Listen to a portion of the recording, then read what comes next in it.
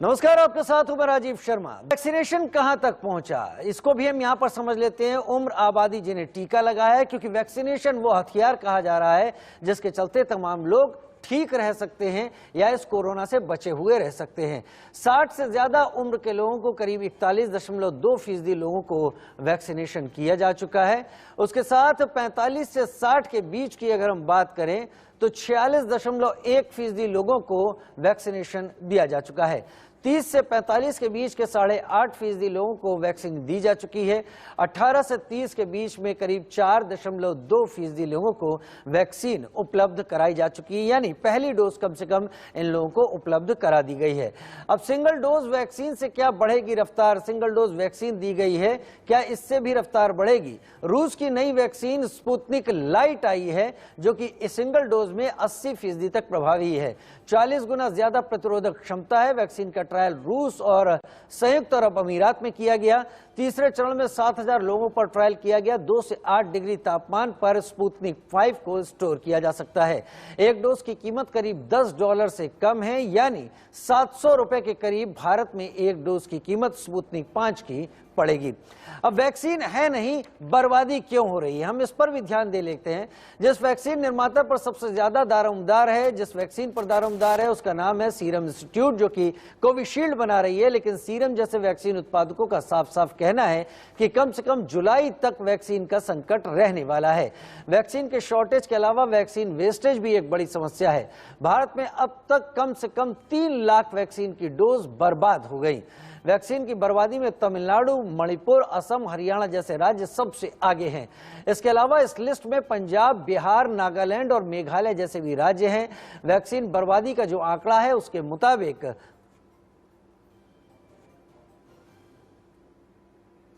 लक्षद्वीप की बात करें तो 9.76% यहां पर वैक्सीन बर्बाद हुई।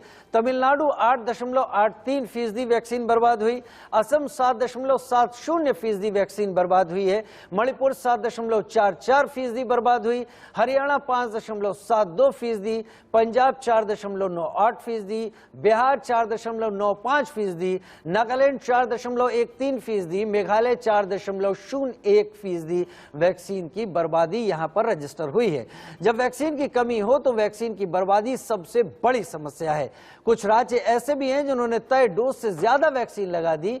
ऐसा इसलिए क्योंकि वैक्सीन वॉयल में एक डोज एक्स्ट्रा होती है और इन राज्यों ने उस एक्स्ट्रा डोज का भी इस्तेमाल कर लिया है। तस्वीरें आप देख रहे हैं टीवी स्क्रीन पर, वो तस्वीरें जो कोरोना काल में काफी अहम है। वैक्सीन की एक्स्ट्रा डोज का इस्तेमाल जो किया गया, 6 मई को सामने आए वैक्सीन आंकड़ों के मुताबिक वैक्सीन का सबसे किफायती इस्तेमाल अंडमान निकोबार में हुआ। वहां तय डोज से 27.27% अधिक वैक्सीन लग गई और इसके साथ वैक्सीन की इस एक्स्ट्रा डोज का जो इस्तेमाल है, तय डोज से ज्यादा इस्तेमाल है। अंडमान निकोबार 27.27%, मिजोरम 8.49%, गोवा 4.85%, केरल 4.36%, ओडिशा 2.20%, हिमाचल प्रदेश में 1.60% और अरुणाचल प्रदेश में 0.65% ज्यादा वैक्सीन की डोज लगा दी गई है। और हम लगातार बात कर रहे हैं कोरोना काल में जिस तरह की स्थिति हो गई है। बड़े बुजुर्ग, जब 2020 में कोरोना का शुरुआत हुई थी तब उम्र दराज लोगों पर यह वायरस काफी ज्यादा असर दिखा रहा था।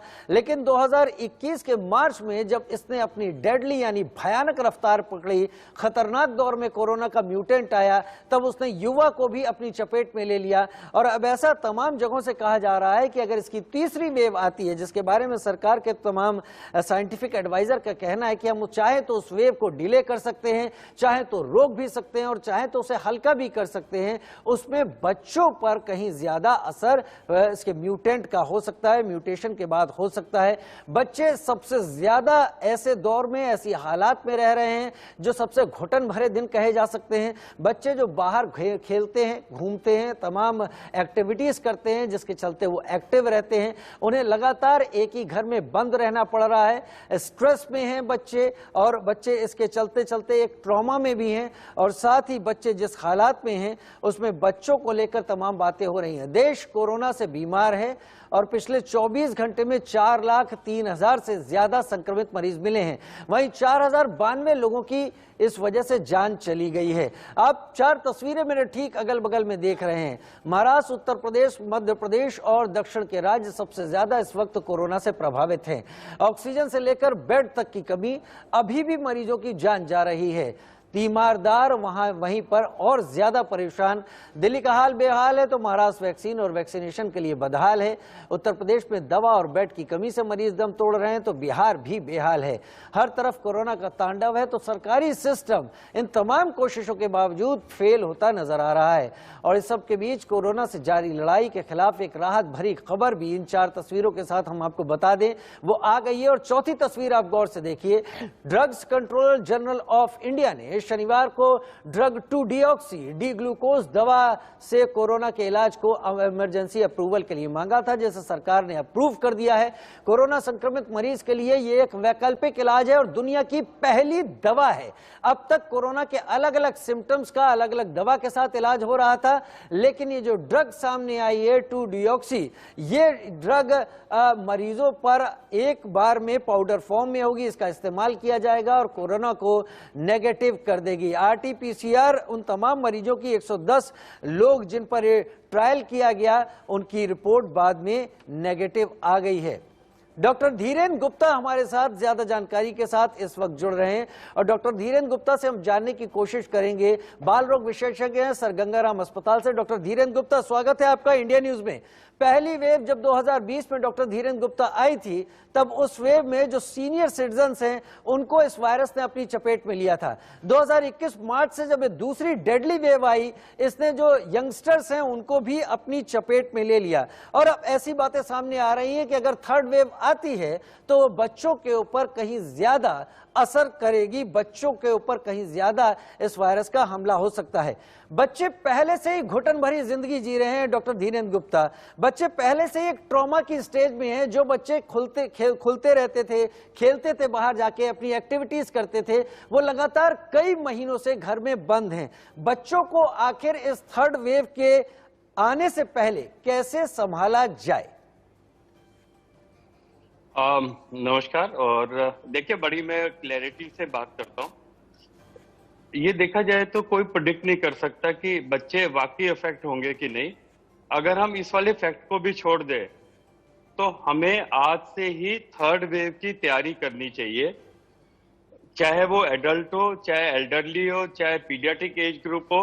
ये सबको प्रभावित करता है और हमें हेल्थ केयर फैसिलिटीज तैयार रखनी पड़ेंगी। इस बार जो गलती हुई, आई थिंक उसको कोई भूल नहीं सकता, लेकिन उसको भूलने का एक ही तरीका है, हम ये मान के चलें थर्ड वेव आएगी, चाहे उसमें बच्चे इन्वॉल्व हो या ना हो, हमें पूरी तैयारी अपनी करनी पड़ेगी। और ये जो गलती है ये दोहराई ना जाए तो बेहतर है। और ये पॉलिटिकल फेलियर, बहुत क्लियर कट पॉलिटिकल फेलियर है। डिस्पाइट कि इनको थ्रेट मिल रही थी, 3 महीने से प्रॉब्लम्स बढ़ रही थी और हम लोग हाथ में हाथ धर के बैठे रहे। पहली बार ऐसा हुआ है मेरे 35 इयर्स MBBS के बाद, किसी को ऑक्सीजन के बिना मरते हुए देखा है। हम कहाँ बड़ी बड़ी बातें करते हैं। आई थिंक हमें अपना बेसिक हेल्थ स्ट्रक्चर इंप्रूव करना चाहिए, गवर्नमेंट को आंख खोलनी चाहिए और हमें मेजर इन्वेस्टमेंट हेल्थ की तरफ चाहिए।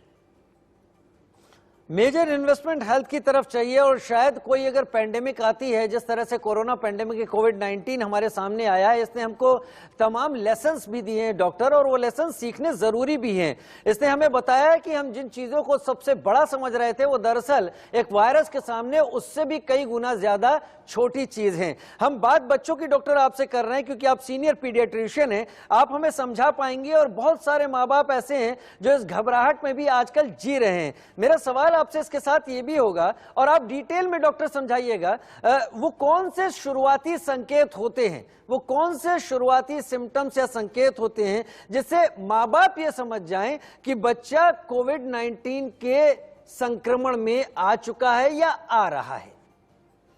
ठीक है। हाँ, हम स्टार्ट करते हैं, बच्चों को आगे कैसे प्रिवेंट करें। ये तो आपको समझ में आ गया होगा कि शायद वायरस को प्रिवेंट करना ऑलमोस्ट इम्पॉसिबल है, लेकिन अगर हम वैक्सीनेशन बच्चों के लिए भी डेवलप करें और जो इस बार बहुत स्लो पेस से चले हैं उससे कहीं फास्ट पेस पे हम पीडियाट्रिक एज ग्रुप को वैक्सीनेट कर पाए, तो शायद फ्यूचर में हमारे बच्चे ज्यादा बेटर बिहेव करेंगे अगर थर्ड वेव पीडियाट्रिक ओरिएंटेड आती भी है। थर्डली, जो वैक्सीनेशन है पीडियाट्रिक एज ग्रुप कहीं बेटर टॉलरेट करती है as compare to adult age group. तो जैसे मैंने बताया कि नेक्स्ट 2 मंथ बहुत इंपॉर्टेंट है हमें, जिसमें हमें अपनी वैक्सीनेशन इजाद करनी चाहिए जो बच्चों पे लगाएं और उनको हम प्रिवेंट करें। अब सेकंड पार्ट आपका क्वेश्चन का कि हमें कैसे मालूम पड़ता है कि बच्चा कोविड से ग्रसित है और उसको हम कैसे प्रिवेंट करें या ट्रीट करें। देखिए, एडल्ट हो या पीडियाट्रिक एज ग्रुप है, स्टार्टिंग पॉइंट वही होता है, खांसी जुकाम बुखार, कई बार बच्चों में लूज मोशन ज्यादा होते हैं। बच्चों में एक खासियत ये रहती है, वो शायद ज्यादा सीवियर कोविड से ग्रसित ना भी हो, लेकिन वो सुपर स्प्रेडर बन सकते हैं। आप इमेजिन करिए 2 साल का बच्चा, उसको माँ भी चाहिए, दादी भी चाहिए, दादा भी चाहिए, वो एक कमरे में बंद होने से ही रहा, आप उसको आइसोलेट नहीं कर सकते। एग्जैक्टली। जब आप उसको आइसोलेट नहीं कर सकते, एक ही तरीका है, अगर हम हर्ड इम्यूनिटी बना दें आसपास, पूरी कम्युनिटी को इम्यूनाइज कर दें एट फास्ट पेस, तभी हम कोविड की थर्ड वेव को बचा सकते हैं या उसको स्मूथन कर सकते हैं। और सेकेंडली, हमें हेल्थ केयर स्ट्रक्चर अपना इतना रोबस्ट बनाना चाहिए, चाहे वेव आए ना आए। आपने कहावत सुनी होगी, वो शेर आया शेर आया शेर आया, लेकिन हमें ये मान के चलना चाहिए शेर आएगा, वो ना आए बहुत बढ़िया है, लेकिन हमें ये अपने आप को अगले 20 साल का हेल्थ केयर सिस्टम उतना अच्छा बनाना चाहिए जिससे जो गलतियां हुई है वो हम दोहराए ना। डॉक्टर गुप्ता, अगर मान लीजिए कि बच्चों में कोई शुरुआती सिम्टम्स दिख जाते हैं, मान लीजिए दिख जाते हैं और माँ बाप को समझ में आता है कि ये थोड़ा सा डाइसी। सुनीता जी हमारे साथ इस वक्त डॉक्टर साहब लाइन पे जुड़ गई हैं, हम बात बच्चों की कर रहे हैं और माँ बाप के लिए बच्चे बहुत जरूरी है। एक कॉलर जुड़ी है डॉक्टर, उनका सवाल ले लेते हैं और शायद आप बेटर एक्सप्लेन कर पाएंगे। सुनीता जी पूछिए। संगीता जी पूछिए। मेरा सवाल ये है कि बच्चे इस टाइम में बीमार पड़ रहे हैं और अभी ऐसा कहा जा रहा है कि थर्ड वेव में बच्चे ज्यादा बीमार पड़ेंगे।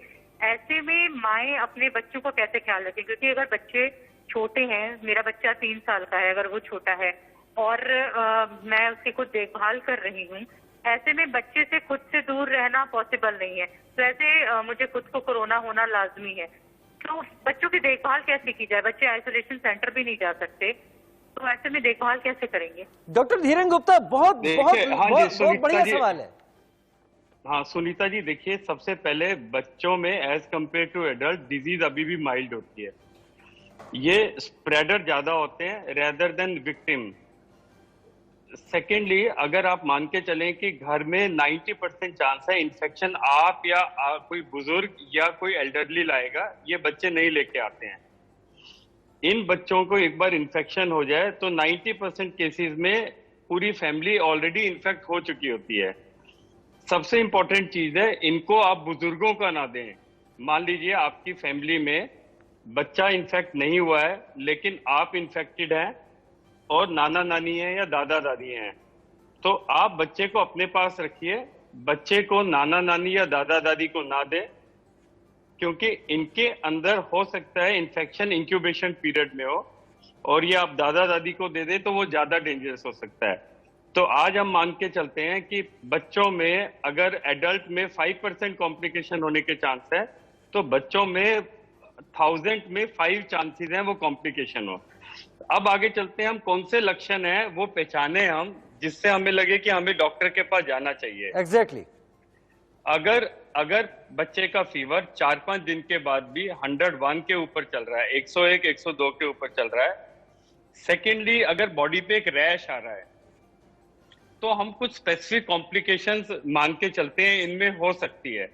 जो कॉम्प्लिकेशन काफी रेयर है, बट हमें डॉक्टर से सलाह करनी चाहिए।